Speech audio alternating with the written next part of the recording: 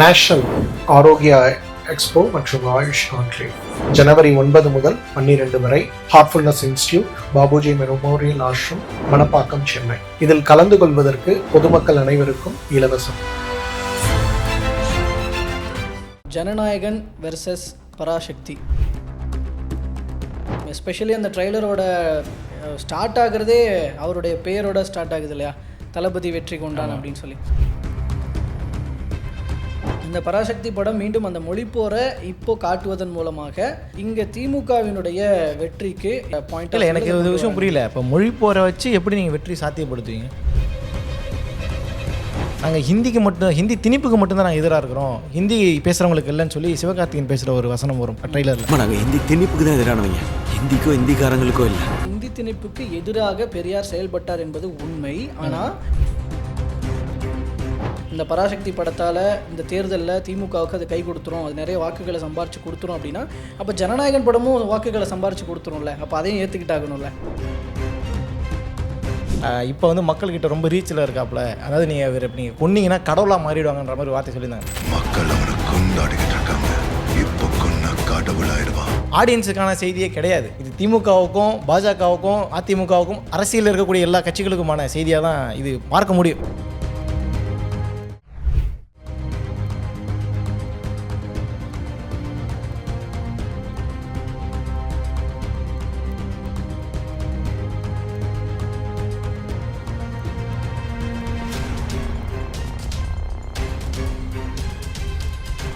ஐத்தமிழ் நேயர்கள் அனைவருக்கும் அன்பு வணக்கம். உங்கள் அனைவரையும் பிஹைண்ட் த செய்தி நிகழ்ச்சிக்கு வரவேற்கும் நான் கோபிநாத், நான் முசமில். முக்கியமாக பிஹைண்ட் த செய்தியில் அந்தந்த டைமில் பேசுபொருளாக இருக்கிற அரசியல் சார்ந்த விஷயங்கள்லாம் பேசுவோம். பட் இன்றைக்கி கொஞ்சம் வித்தியாசமாக, பட் அதே நேரம் அரசியல் சார்ந்த விஷயமும் தான். 2 படங்கள் தொடர்பான விஷயம், ஜனநாயகன் வெர்சஸ் பராசக்தி. ஸோ இதில் இரண்டுமே தற்போதைய தேர்தலுக்கு முன்பாக அவரவர்களினுடைய அரசியல் கேம்பெயினாக, ஒரு பிரச்சாரமாக இந்த படங்கள் வருது அப்படின்னு புரிஞ்சுக்க முடியுது. ஏன்னா படத்தினுடைய ட்ரெய்லர்கள் அப்படியாப்பட்ட மெசேஜஸை தான் சொல்லுது. இதில் முதலாவதாக பார்த்தா ஜனநாயகன் படத்தினுடைய ட்ரெய்லர் வந்துச்சு, அதுக்கப்புறம் பராசக்தி படத்தினுடைய ட்ரெய்லரும் ரிலீஸ் ஆகிருக்கு, நேற்று ரிலீஸ் ஆச்சு. ஸோ அதனால தான் ரெண்டுத்துலேயும் இருக்கிற விஷயங்கள், சொல்லப்படுகிற அரசியல் மெசேஜஸ் அண்டு குறியீடுகள், இது தொடர்பாக இது இன்னும் படம் வரும்போது எப்படிலாம் நடக்கலாம், அண்டு இதில் எந்தெந்த விஷயங்களை சொல்லாமல் விடுறாங்க, இதனால் இது சமூக வலைதளங்களில் எப்படி விமர்சனத்துக்குள்ளாகுது, இது தொடர்பாலாம் பேசலான்னு நினைக்கிறேன். அதில் முதலாவது அப்போ ஜனநாயகன்லேருந்து ஆரம்பிச்சிடலான்னு நினைக்கிறேன். ஏன்னா அதுதான் ஃபஸ்ட்டு ரிலீஸ் ஆச்சு இல்லையா. அந்த பேசிஸில் ஜனநாயகனை பொறுத்த வரைக்கும் அதில் விஜய் அவர்களினுடைய தமிழக வெற்றி கழகம் அது மறைமுகமாக ரெப்ரசன்ட் பண்ணப்பட்டிருக்கு, அதாவது வெளிப்படுத்தப்பட்டிருக்கு அப்படிங்கிறது புரியுது. அண்ட் அவருடைய அரசியல் நகர்வு, குறிக்கோள் என்னவாக இருக்கிறது, நோக்கம் என்னவாக இருக்கிறது அப்படிங்கிறத இந்த படத்தில் சொல்லியிருக்கிறாங்க. எஸ்பெஷலி அந்த ட்ரெய்லரோட ஸ்டார்ட் ஆகுறதே அவருடைய பெயரோட ஸ்டார்ட் ஆகுது இல்லையா, தளபதி வெற்றி கொண்டான் அப்படின்னு சொல்லி. ஸோ அதையே ஷார்ட் ஃபார்மில் சொன்னால் டிவிகே. ஸோ டிவிகேவே அந்த கட்சி பேரை தன்னோட பேர்லேயே வச்சுருக்கிறார் அப்படின்லாம் பார்க்க முடியுது. அதுக்கப்புறம் அவர் வாக்கிங் ஷாட்டில் பின்னாடி ஒரு 5 பேர் வருவாங்க, அது கொள்கை தலைவர்களை ரெப்ரசன்ட் பண்ண மாதிரி இருக்கிறது. அப்புறம் அங்கே சில அரசியல்வாதிகளுக்கு எதிராக அவர் சொல்கிற டைலாக் அப்படிங்கிறது, மக்களுக்கு நல்லது பண்ண ஆட்சிக்கு வாங்கடான்னா கொள்ளையடிக்கும் கொலை பண்ணுறதுக்கு வரீங்க. ஸோ இதெல்லாம் இங்கே திமுகவுக்கு எதிராக மேடைகளில் அவர் பேசிகிட்டு இருக்கிறது. ஸோ இந்த மாதிரி நிறைய விஷயங்கள் இருக்குது. இது மாதிரி நீங்கள் நோட் பண்ண விஷயம் என்ன முசமில் அதில்? ஏன்னா அது உங்கள் இதையும் கேட்டுட்டு அப்படியே கலந்துரையாடலாம்னு நினைக்கிறேன். இல்லை, இந்த படத்தில் பேர்லேயே சொன்னது போல், பேர்லேயே ஒரு பெரிய ஜனநாயகம், அதாவது டெமோக்ராசியை செயல்படுத்தக்கூடியவர் ஜனநாயகன், அந்த மாதிரி பாயிண்ட் தான் கொண்டு வந்திருக்காங்கன்னு நினைக்கிறேன். நீங்கள் டிவிக்குன்னு சொன்னால் இப்போ தான் அன்றைக்கி கவனிக்கிறேன். ஓகே, தளபதி வெற்றி கொண்டான் டிவிக்கு நோட் பண்ணலையா? நான் பேரை அந்த ட்ரைலர் ஃபஸ்ட்டு பார்க்கும்போது எனக்கு தெரிஞ்சிருச்சு, தளபதி வெற்றி கொண்டானா, இது இப்படி ஒரு பேர் தேவையில்லையே. பொதுவாக ஏதாவது வெற்றி கொண்டான் இப்படின்னு கூட வைக்கலாம், அது என்ன தளபதி வெற்றி கொண்டான், ஓ அப்போ டிவிகே வருது, ஓகே அப்போ டிவிகே தான் எக்ஸ்பேன்ஷனாக கொஞ்சம் வச்சுருக்கேன். உங்கள் அளவுக்கு கோடே பண்ணல நான். பட் அதில் இன்னும் நிறைய விஷயங்கள் இருக்குது. அதில் அந்த குழந்தை சொல்கிறது, அந்த நீங்கள் என்ன சூப்பர் ஹீரோவான்னு கேட்பாரு அந்த டைலாக், இல்லை நம்ம செய்கிற சம்பவம்லாம் சூப்பராக இருக்கும் அப்படின்னு. நான் எனக்கு அதை எது ரெப்ரசன்ட் பண்ணுறதுன்னா, மாநாடாக இருக்கட்டும், விஜய் ஒரு இடத்துல வராருன்னா அந்த இடத்துல க்ரௌட் எவ்வளோ வருதுங்கிறது, ஈரோடு லாஸ்ட்டாக பார்க்கும்போது அது மக்கள் சந்திப்பு நிகழ்ச்சியாக தான் நடத்துனாங்க. ஆனால் அது ஒரு மாநாடாக மாறிச்சு. ஸோ அது படத்துக்காக பண்ணாங்களா அரசியலுக்காக பண்ணலான்னு தெரியாது. பட் அந்த டைலாக் இன்றைக்கான அரசியலுக்கு பொருந்துதான்னு கேட்டால் 100% பொருந்துது. அதே மாதிரி இப்போ வந்து மக்கள்கிட்ட ரொம்ப ரீச்சில் இருக்காப்புல. அதாவது நீங்கள் கொன்னீங்கன்னா கடவுளாக மாறிடுவாங்கன்ற மாதிரி வார்த்தை சொல்லியிருந்தாங்க. இதுவும் எனக்கு தெரிஞ்சு இல்லை, எனக்கு அந்த டைலாக் வந்து எனக்கு இன்னமும் ஞாபகம் இருக்குது. அவனை எழுந்திருக்க விடாத சிலுவையில் அறையணும், அறையணுன்ற எழ மாதிரி. முடியாத சிலுவையில் அறையணும் அவனை அப்படின்னு அந்த நீங்கள் சொல்கிற டைலாக் கூட சேர்ந்து தான் இது. ஆமாம், அதுக்கு அடுத்த டைலாக்கே அதே லைனில் வரும். அது நான் அதை என்ன யோசிச்சேன்னா, அரசியல் எதிரி திமுக, கொள்கை எதிரி பாஜகவுக்கு சொன்ன டைலாக்காக இருக்குமோன்ற மாதிரி எனக்கு தோணுச்சு. உள்ளபடி அதை பார்க்கும்போது என்னடா இவ்வளோ அப்பட்டமாக அடிச்சிருக்கீங்க டைலாக்ன்ற மாதிரி இருந்தது. இன்னொன்று, எல்லாராலையுமே இன்றைக்கி வந்து இன்ஸ்டா ரீல்ஸில் ஸ்டோரியிலலாம் வைக்கக்கூடிய அளவுக்கு ஒன்று ட்ரெண்டாக இருந்ததுன்னா ஐ எம் கம்மிங் அப்படிங்கிறது. இது வரைக்கும் ஐ எம் வெயிட்டிங்கில் இருந்தார். இப்போ கம்மிங்கிறபோது அதுவும் ஒரு மாதிரி கிட்டத்தட்ட அதுவும் நமக்கான இதில் எதுவுமே ஆடியன்ஸுக்கான செய்தியே கிடையாது. இது திமுகவுக்கும் பாஜகவுக்கும் அதிமுகவுக்கும் அரசியலில் இருக்கக்கூடிய எல்லா கட்சிகளுக்குமான செய்தியாக தான் இது பார்க்க முடியும். நீங்கள் என்ன தான் நீங்கள் எடுத்துட்டாலும் சரி, பராசக்தி இதோட பெரிய பஞ்சாயத்துன்னு வச்சிங்களேன். ஜனநாயகனில் இருக்கக்கூடிய ஒட்டுமொத்தமாக அப்படியே அரசியல் அள்ளி தெளிக்கப்பட்ட ஒரு ஒட்டுமொத்த இந்த ட்ரெய்லர் 2 நிமிஷம் 2.5 நிமிஷம் இருக்கா, கிட்டத்தட்ட ஒரு 1.5 நிமிஷம் அவங்க பேசக்கூடிய எல்லா வசனங்களுமே வெறும் அரசியலால் நிரம்பப்பட்ட வசனம் தான். நீங்கள் சொன்னது போல் தேர்தலுடைய காலம் இருக்கிறதுங்கிறதுனால தேர்தலுக்கான படமாக அஜெண்டாவாகத்தான் இது செட் பண்ணப்பட்டிருக்கு. 2 படமுமே அப்படி தான் செட் பண்ணப்பட்டிருக்குங்கிற மாதிரி தான் பார்க்குறேன் நான். ஸோ இதில் ஜனநாயகன் இந்த மாதிரி விஷயங்கள் சொல்கிறது ஒரு பக்கம். இது பகவந்த் கேசரி படம் தானேப்பா, அதை தானேப்பா இங்கே தமிழில் எடுத்து வச்சிருக்கிறாங்க அப்படின்னு ஒரு பக்கம். ஆமாம், அதில் கம்பேரிஷன்லாம் போட்டிருந்தாங்க. அப்படியே மேலே வந்து இந்த ட்ரெய்லர் ஓடுது, அங்கே வந்து பகவந்த் கேசரியோட விஷுவல்ஸ் ஓடுது, அப்படியே எல்லாமே ஈவனாக இருக்குது. அது ஒரு பக்கம் ஒரு மாதிரி விமர்சனத்துக்கு உள்ளாக்கப்பட்டாலும் கூட, ஏன்னா இப்போ அங்கே பாலையா நடித்தது, இங்கே இவர் நடிக்கிறாரா அப்படின்னு ஒரு பக்கம் விமர்சனத்துக்கு உள்ளாக்கப்பட்டாலும் கூட, இதுக்கு ஹச் வினோத் சொன்ன ஒரு விஷயம் ஸ்டேஜில் சொல்லியிருப்பார். இது அந்த படத்தோட ரீமேக்கா இல்லை இது இப்படியா அப்படின்னு நிறைய இதெல்லாம் சொல்லிட்டு இருக்கிறீங்க. நான் இதை சொல்கிறேன், இது முழுக்க தளபதி படம் அப்படின்ற மாதிரி சொல்லியிருப்பார். ஸோ அந்த படத்தோட ரீமேக் தான், அது பார்த்தாலே தெரியுது. ஆனால் இதில் முழுக்க விஜய்க்கான ஒரு படமாக இதில் எங்கெங்கெல்லாம் மாற்றங்கள் செய்ய வேண்டியிருக்கோ அங்கெல்லாம் செஞ்சுருக்கிறாங்க அப்படின்னு பார்க்க முடியுது. ஸோ இது படம் ரிலீஸ் ஆனால் தான் ஒட்டுமொத்தமாக இது ஒரு விளக்கத்தை கொடுக்கும். படம் வந்து சினிமா கிரிட்டிக் மாதிரி போய்கிட்டு இருக்கு. ஆக்சுவலாக அது பொலிட்டிக்கல் கிரிட்டிக். இது இந்த சினிமாவிலேருந்து என்ன பொலிட்டிக்கல் இருக்குங்கிறதான் விஷயமே. அந்த ஃப்ரேம் பை ஃப்ரேம் எடுத்து போட்டதை கூட நானும் பார்த்தேன். பட் என்னென்னா சொல்லப்போலாம், ஏன்னா அது எந்த அளவுக்கு அரசியல் பேசியிருக்காங்கன்னு தெரியல. ஏன்னா பாலையா அந்த அளவுக்கு ஒரு எந்த மாதிரி அரசியல் அவங்க எடுப்பாங்க, அந்த களத்தினுடைய ஹீட்டு என்னன்றது நமக்கு தெரியாது. ஆனால் தமிழக அரசியல் களம்னு வரும்பொழுது ஜனநாயகன், அதுவும் விஜய் ஒரு படம் நடிக்கிறாரு இந்த நேரத்தில் அப்படின்னா முழுவதுமாக அரசியல் மயப்படுத்தப்பட்ட ஒரு விஷயமாக தான் இருக்கும். அது என்ன தான் ஆடியன்ஸுக்கு வந்து நீங்கள் வெறும் டைலாக்காக கன்வே பண்ணாலும் பாலிட்டிக்ஸ் அப்படிங்கிறது தான் அதோடைய கோராகவே இருக்குங்கிற பட்சத்தில் படம் வெளியானால் இன்னும் இதை விட என்ன மாதிரி பிரம்மாண்டமான வசனங்கள்லாம் உள்ளே வருதுங்கிறத நம்ம பொறுத்து தான் அதை பார்க்கணும். அதுவும் படத்தில் கடைசியாக ஒரு சிஎம் ஆகிற மாதிரி காட்டுறாங்களா என்ன ஏது அப்படிங்கிறதுனால முக்கியமான ஐஆர்எஸ் அருண்ராஜ் வேறு பார்த்தீங்களா, அது அவரு வேறு வராரு, அந்த வாக்கிங் ஷாட்டில் இருந்தார் படத்தில். அவரெல்லாம் ஒரு ஸ்பெஷல் அந்த ட்ரெய்லர் ஆரம்பத்திலேயே ஒருத்தர் வந்து பேசுவார், இந்த மாதிரி நம்பர் அனுப்பிட்டு இவரை பற்றி தெரியுமான்னு கேட்பாங்க. பேக் ஷாட் எடுத்து போட்டு புஷியானந்த் எனக்கு சரியான சிரிப்பது இல்லை. அந்த முக தோற்றம்லாம் பார்க்கும்போது மேலே புஷியானந்தோடைய பழைய ஃபோட்டோவையும் போட்டு பாருங்கள் 2 ஒருத்தர் தான் அப்படிங்கிற மாதிரி, என்னடா மொத்த கட்சியையும் படத்தில் இறக்கிறீங்கன்ற மாதிரிலாம் கலாய்ச்சிட்டு இருந்தாங்க. பட் அரசியல் மயப்படுத்தப்பட்ட ஒரு படம், ஏன்னா அவருடைய கடைசி படம் அப்படின்னு சொல்லி டிக்ளேர் பண்ணியிருக்காங்கிற பட்சத்தில் இந்த படம் அடுத்து அவருடைய ஒரு 2026, 31 அதுக்கு பிறகு வரக்கூடிய தேர்தல்களை கூட இது வைத்து ஏதாவது ப்ரொமோட் பண்ணலாம், இல்லை இவங்களுடைய ரசிகர்களே வந்து அதை வச்சு பயன்படுத்தலாம், இல்லை இவங்களுடைய தொண்டர்கள் அதை வச்சு பயன்படுத்தணுன்ற அளவுக்கான கண்டென்ட் வச்சுருப்பாங்கன்றதான் நான் இதில் யூகிக்கிறேன். ஸோ இந்த ஜனநாயகன் ஒரு பக்கம் இந்த மாதிரியான மெசேஜஸோடு வந்திருக்கு அப்படிங்கிறது ஒரு பக்கம் இருக்குது. இப்போ பராசக்தி அது வந்தோன்னா, பராசக்தி படம் அது ஆஸ் யூஷுவல் நம்மளுக்கு ஏற்கனவே தெரிஞ்ச விஷயம் தான். அது முழுக்க அந்த 1965 காலகட்டங்களில் நடந்த அந்த மொழிப்போர் அதை நம்மளுக்கு திரையில் காட்டுறதுக்காக முன்னெடுக்கப்பட்டிருக்கிற ஒரு விஷயம் அப்படின்றது. தொடர்பாக இந்த வள்ளுவர் கோட்டத்திலலாம் அதுக்கான ஒரு செட்லாம் போட்டு மக்களோட பார்வைக்காகலாம் வச்சுருந்தாங்க. அந்த காலத்தில் எப்படிலாம் இருந்தது, என்னென்ன பண்ணியிருந்தாங்க, அங்கே எந்தெந்த தலைவர்கள் முக்கிய பங்காற்றியிருந்தாங்க, இதெல்லாம் விளக்கும் வகையில் அதை யூஸ் பண்ணுற அந்த ஒவ்வொரு பொருட்கள் முதற்கொண்டு எல்லாமே காட்சிப்படுத்தியிருந்தாங்க. தத்ரூபமாக இருந்தது அப்படிங்கிற ஒரு விஷயம்.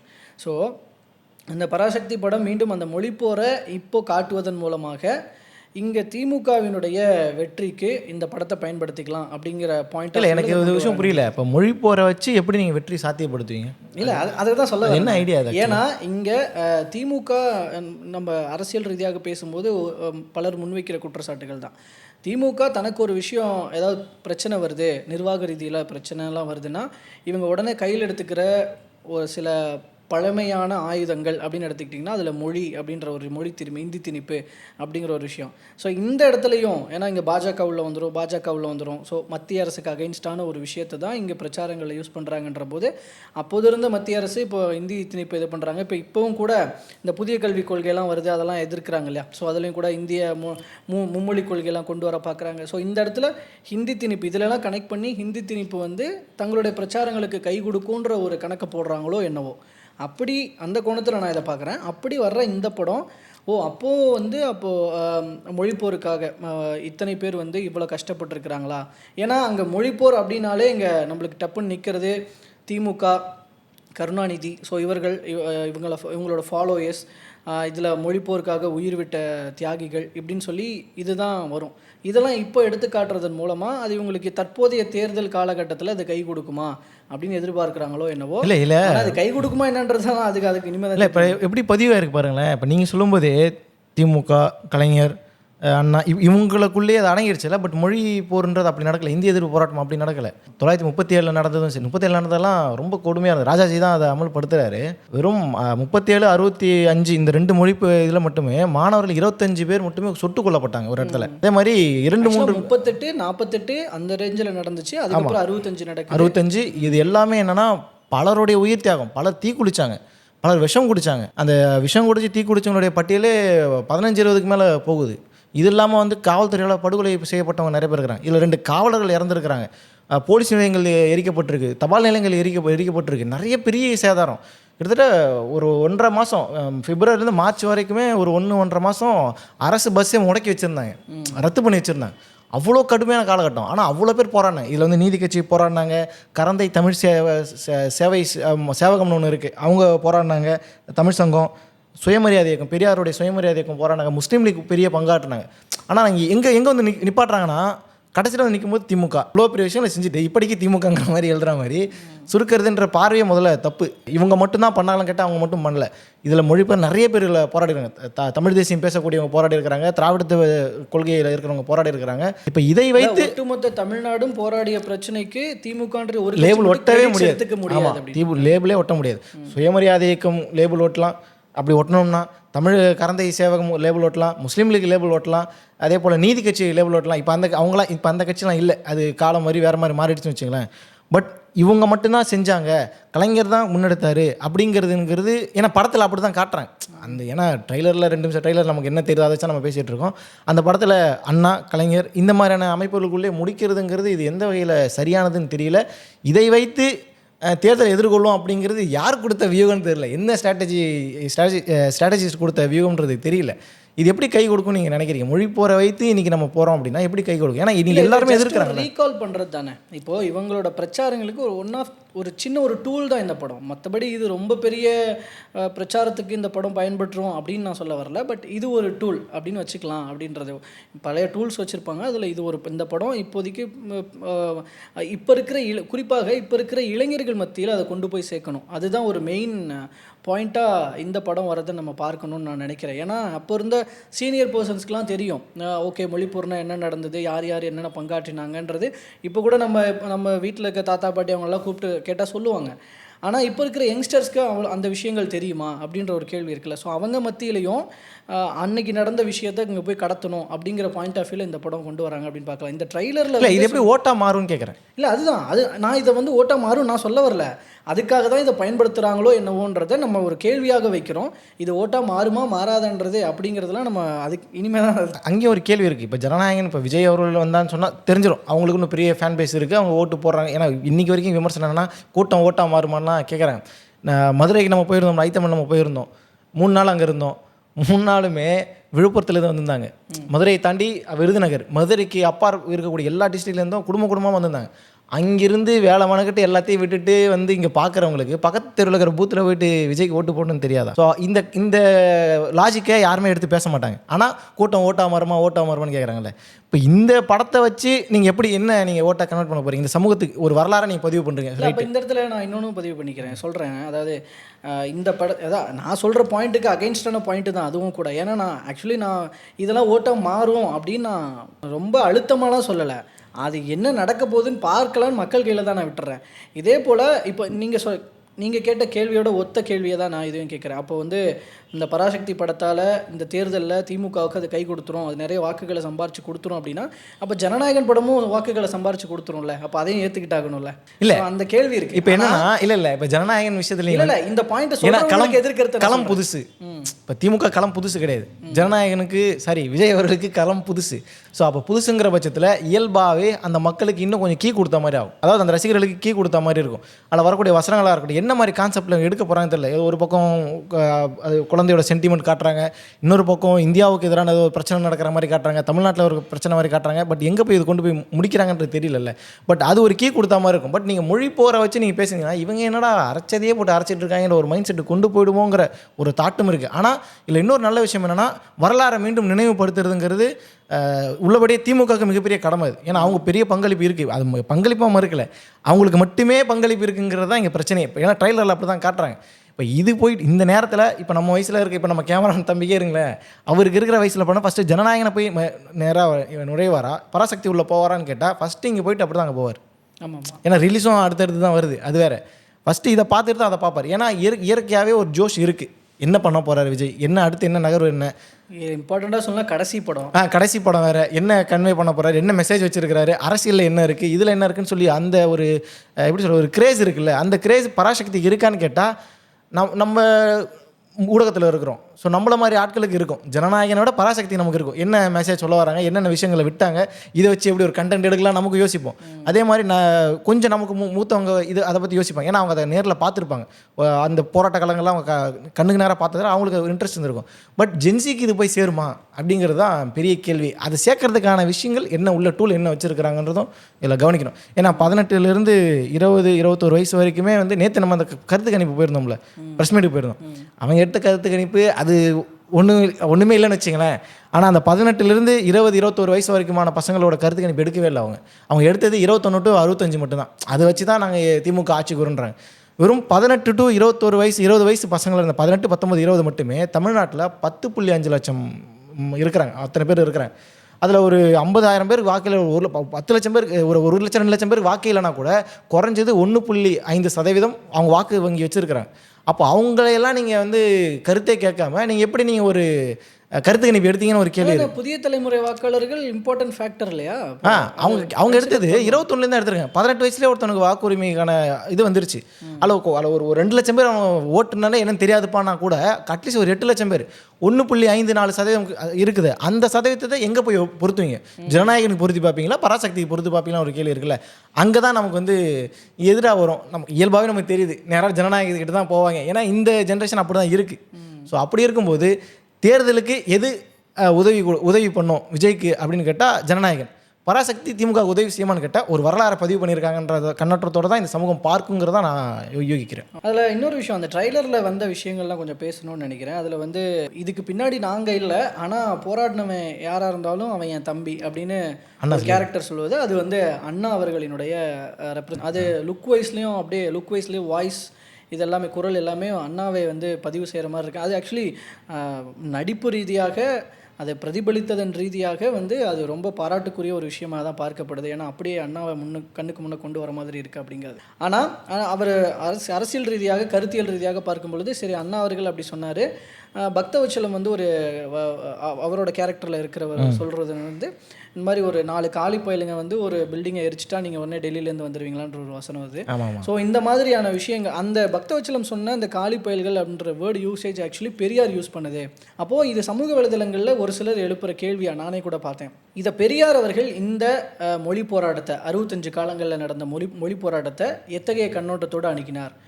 ஆக்சுவலாக அந்த காலி பயல்கள்ன்றது விடுதலை நாளேடில் அவர் யூஸ் பண்ணி எழுதின திமுக சொல்லியிருப்பார். ஆமாம், விடுதலை நாளேடு, ஆமாம், அவங்கள குறிப்பிட்டிருப்பார். திமுக காலிகள்னு சொல்லி திமுக காலிகள்னு காலிகள், காலி பயல்கள், ஸோ இந்த வேர்டுகள்லாம் யூஸ் பண்ணியிருப்பார். அப்போது இந்த இடத்துல பெரியார் அவர்கள் அதை ஆக்சுவலி சொன்னது பெரியார் அவர்களை வைத்து ஒரு கேரக்டர் வச்சு நீங்கள் ஏன் இதை சொல்லியிருக்கலாமே அப்படின்னு ஒரு கேள்வி கேட்குறாங்க. அப்போ இந்த இடத்துல என்ன இனப்பாசமா அப்படின்னு ஒரு கேள்விக்குறியோடு அந்த விமர்சனத்தை முடிக்கிறாங்க. இந்த இடத்துல அது இயக்குனரையும் போய் சாடுது, சுதா கொங்கரா அவர்களை போய் சாடுது. ஸோ இந்த இடத்துல சில விஷயங்களை மறைக்கிறாங்க. இப்போது நீங்கள் பெரியாரை வந்து தேவைப்படும் இடங்களில் குறிப்பாக அந்த ஃபாலோயராக வந்த கட்சி தான் திமுக. பட் வந்து கொஞ்சம் மாறுபட்டு இப்போ வெளில வந்துட்டாலும் கூட தேவைப்படும் இடங்களில் பெரியாரை ரெப்ரசென்ட் பண்ணுறாங்க. அப்போ இந்த படத்தில் நீங்கள் பெரியார் சொன்னதை ரெப்ரசென்ட் பண்ண வேண்டியதானே அப்படின்ற ஒரு கேள்வியை சமூக வலத்தில் எழுப்புறாங்க. ஸோ படம் வந்ததுக்கப்புறம் இந்த ஆங்கிளில் பெரியார் அப்படிங்கிற அந்த புள்ளியிலிருந்து பெரியாரும் ஹிந்தி போராட்டமும் மொழி போராட்டமும் அப்படிங்கிற அந்த ஆஸ்பெக்ட்ஸில் இது நிறைய விவாதத்தை கிளப்போம் அப்படின்னும் நம்ம பார்க்க வேண்டியிருக்கு. அண்ணாவை பற்றி சொல்லும்போது இந்த போராட்டத்தில் ஒரு ரொம்ப சுவாரஸ்யமான ஒரு மேட்டரை சொல்லியிருப்பார். என்னன்னா, இப்போ மாநிலங்களுடைய இணைப்பு மொழியாக இருக்கணும்னு சொல்லி 1968 பின்னாடி மும்மொழி கொள்கை திணிக்க வர டைமில் சொல்லப்படும். அப்போ என்ன கேட்பாங்க அப்படின்னா, அண்ணா கிட்ட ஒரு மாநிலத்துக்கும் இன்னொரு மாநிலத்துக்கும் இணைப்பு மொழியாக இருந்தால் என்ன பிரச்சனை ஹிந்தி அப்படிங்கிற மாதிரி கேட்டிருப்பாரு. அதுக்கு அண்ணா சூப்பராக சொல்லியிருப்பார். இப்போ வந்து ஒரு சின்ன நாய் இருக்குது, பெரிய நாய் இருக்குது. அப்போ சின்ன நாய் போகிறதுக்கு சின்ன ஓட்டையும் பெரிய நாய் போகிறதுக்கு பெரிய ஓட்டையும் ஏற்படுத்துவீங்களா? ஒரு பெரிய ஓட்டை இருந்தாலே போதும்ல, 2 நாய் உள்ளே போயிடும்ல அப்படிங்கிற. சின்ன நாய்ங்கிறது ஹிந்தி, பெரிய நாய்ங்கிறது இங்கிலீஷு. அப்போ இங்கிலீஷுன்ற பெரிய நாய் இருந்தாலே போதும், உலகம் முழுக்க எங்கெல்லாம் நம்ம போய்க்கலாம், ஹிந்தி தேவையில்லைன்னு சொல்லி சூப்பராக ஒரு கவுண்டர் அட்டாக் கொடுப்பார். ரொம்ப சுவாரஸ்யமாக இருக்கும் அந்த இது. அது மும்மொழி கொள்கை அந்த பிரச்சனை வரும்போது நீங்கள் சொன்னது போல் இதுக்கு முன்பாக இருந்த பிரச்சனை 1964, 65 அந்த காலகட்டத்தில் இருந்த டைமில் ராஜாஜி அவர்கள் 1934 அவர் அமல்படுத்துகிறாரா? ஆனால் 65 அவருக்கு எதிராக வந்து பேசுவார்.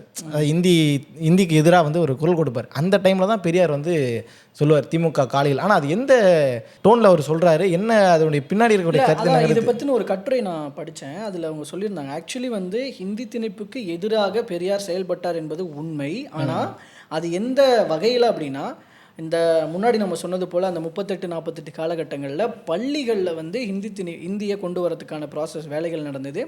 அதை பெரியார் கடுமையாக எதிர்த்தார்.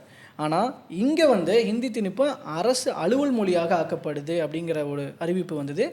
அதற்கு எதிராக இங்கே திமுக அதற்கு எதிரான ஒரு போராட்டத்தையும் முழுமையாக அவர் எதிர்க்க அப்படி கூடவே கூடாதுன்னெலாம் எதிர்க்கலை.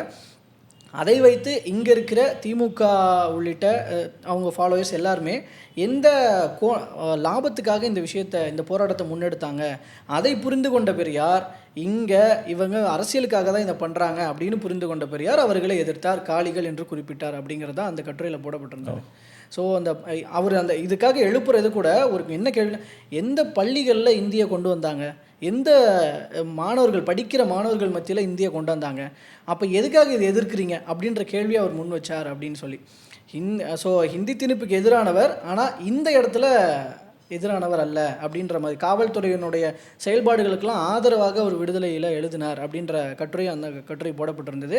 சில வசனங்களும் அந்த செய்திகளில் அவர் என்ன குறிப்பிட்டார் அப்படிங்கிறதும் தேதியோடு குறிப்பிட்டிருந்தாங்க. இன்றும் மாணவர்கள் காலித்தனம், பஸ்ஸை கொளுத்தினர் பச்சையப்பன் கல்லூரி மாணவர்கள் அப்படின்னு நியூஸோட ஆர்டிக்கல் ஹெட்லைன்.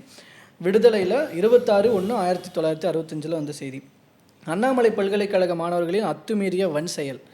2000 மாணவர்கள் ஊர்வலம், கலைந்து செல்ல கண்ணீர் புகை, மாணவர்கள் கற்களை வீசினர். விடுதலையில் 28/1/1965. ஸோ இந்த மாதிரி வரிசையாக ஒரு பட்டியலிடப்பட்ட ஒரு செய்திகளினுடைய அந்த தலைப்புகள்லாம் இடம்பெற்றிருந்தது தேதி வாரியாக. ஸோ பெரியார் அவர்கள் எந்த பெர்ஸ்பெக்டிவில் இருந்தார் அப்படின்னு. இப்போது ஓகே, அது அவருடைய அந்த முடிவு, அது நம்ம அந்த பக்கம் விட்டுருவோம். இப்போ கேட்குற கேள்வி என்னென்னா, இந்த ட்ரெய்லர் வந்ததுக்கப்புறம் பெரியார் சொன்ன ஒரு வேர்டு யூசேஜை பக்தவச்சலம் சொல்வது போல் காட்டுவதற்கான காரணம் என்ன? நீங்கள் பெரியாரே ரெப்ரசன்ட் பண்ணி அவர் சொல்வது போலவே காட்டிருக்கலாமே. ஏன்னா அப்படி காட்டுனா அது இங்கே அரசியல் ரீதியாக திமுகவுக்கு பின்னடைவை ஏற்படுத்தும் அப்படிங்கிறதுனால தான் அப்படி காட்டாமல் இப்படி காட்டுறாங்க.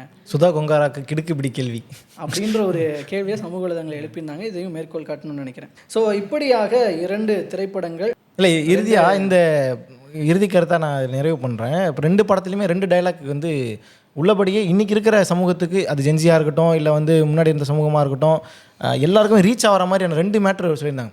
நாங்கள் ஹிந்தி திணிப்புக்கு மட்டும்தான் நாங்கள் எதிராக இருக்கிறோம், ஹிந்தி பேசுகிறவங்களுக்கு இல்லைன்னு சொல்லி சிவகார்த்திகேயன் பேசுகிற ஒரு வசனம் வரும் பராசக்தியில் ட்ரெய்லரில்.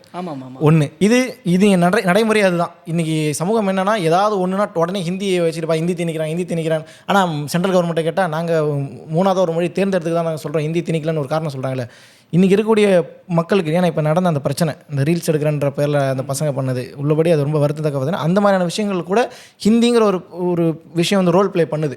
ஸோ ஹிந்தி திணிப்புக்கு தான் இங்கே பிரச்சனை. இங்கே எல்லாருமே எதிர்ப்பு தெரிவிக்கிறோமே தவிர ஹிந்தி பேசுவதற்கோ கற்றுக்கொள்வதற்கோ அதை வந்து எங்கள் சக நண்பர்களோடு உரையாடுவதற்கோ இங்கே யாருமே எதிர்ப்பு தெரிவிக்கலைங்கிற ஒரு விஷயத்தை பராசக்தி சொல்லியிருக்கோம், அந்த படத்தில் சொல்லியிருப்பாங்க. ஜனநாயகன் வந்தால் இன்னும் சூப்பரான ஒரு வசனம் ஒன்று இருக்குது. என்னன்னா, 5 வருஷம் உங்கள்கிட்ட ஆட்சியை கொடுத்தா கொள்ளையடிக்கிறதுக்கும் கொலை பண்ணுறதுக்கும் தான் நீங்கள் வந்து இருக்கீங்கன்ற மாதிரி ஒரு வார்த்தை. மக்களுக்கு நல்லது பண்ண கொள்ளையடிக்கிறதுக்கும் கொலை பண்ணுறதுக்கும் ஆட்சி வரீங்கன்ற மாதிரி சாட்டையால் அடிக்கிற ஒரு கிட்டத்தட்ட அந்த சாட்டையோட ரெப்ரஸன்டேஷன் யாருன்னு உங்களுக்கு தெரியுதா? நான் ஆணையிட்டால் ஆமாம், அதே தான்.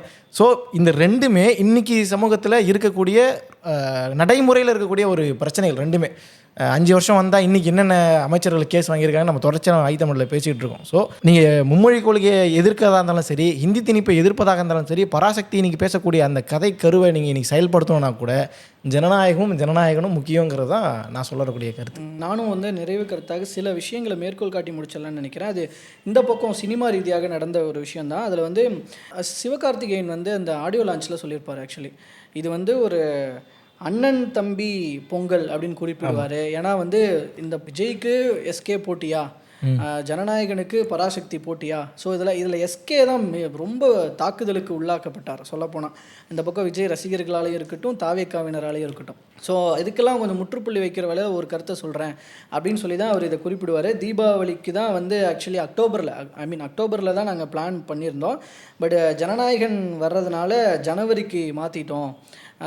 அது தயாரிப்பாளரே வந்து டான் பிக்சர்ஸ் ஆகாஷ் பாஸ்கரன் அவரே வந்து நான் கேட்டப்போ இப்படிலாம் சொன்னார். சரி, அதனால் வந்து ஜனவரிக்கு மாற்றிட்டோம் அப்படின்னு சொல்லிடுற மாதிரி இவர் சொல்லியிருப்பார். ஆனால் ஆகாஷ் பாஸ்கரன் ஒரு இன்டர்வியூவில் சொன்னதை இப்போ திரும்ப கம்பேர் பண்ணி போடுறாங்க. ஆகாஷ் பாஸ்கரன் இந்த படம் தொடங்கும் போதே நாங்கள் வந்து பொங்கல் ரிலீஸ்ன்னு தான் பிளான் பண்ணோம் அப்படின்றார். அப்போது சிவகார்த்திகேயன் எதுக்கு வந்து ஏதோ அக்டோபரில் ரிலீஸ் பண்ணணுன்னு பிளான் பண்ண மாதிரியும், அதுக்கப்புறம் ஜனநாயகன் வருதுன்றதுக்காக நாங்கள் பொங்கலுக்கு ரிலீஸ் பண்ணான்னு மாற்றிட்டோன்ற மாதிரியும் எதுக்கு சொல்லணும்? ஆனால் ஆகாஷ் பாஸ்கரனை மேற்கோள் காட்டுறாருன்னா, ஆனால் அவரே ஒரு இன்டர்வியூவில் நாங்கள் பொங்கலுக்கு தான் நாங்கள் எய்மே பண்ணோம், நடுவில் அந்த எந்த இதெல்லாம் இல்லை அப்படின்ற ஒரு. ஸோ இது வந்து ஒரு முரண்பட்ட கருத்தாக இருக்குது, முரண்பட்ட தகவலாக இருக்குது. ஸோ எஸ்கே வந்து இந்த இடத்துல போய் சொன்னாரா அப்படின்னு ஒரு கேள்வி. ஸோ பிரச்சனைக்கு முற்றுப்புள்ளி வச்சுட்டாரு அப்படின்னு பார்த்தாலும் கூட இது திரும்பவும் முற்றுப்புள்ளி கமாவாக மாறி இருக்கு. இதை விஜய் ரசிகர்கள் எப்படி எடுத்துக்க போகிறாங்க அப்படிங்கிறது தெரில. ஸோ இது மேற்கொண்டு ட்ரோல் ஆகுமா அப்படிங்கிறதும் தெரில. பட் இருந்தாலும் அண்ணன் தம்பி அப்படின்னு மேற்கோள் காட்டுறாரு. அவர் 33 வருஷமாக மக்களை வந்து மகிழ்விச்சார். ஸோ 33 வருஷமாக அவர் சினிமா. ஸோ அவருக்கும் ஒரு நம்ம சப்போர்ட் பண்ணுற வகையில் ஜனநாயகன் படத்தையும் போய் பாருங்கள், பராசக்தி படத்தையும் அதுக்கப்புறம் வந்து பாருங்கள்.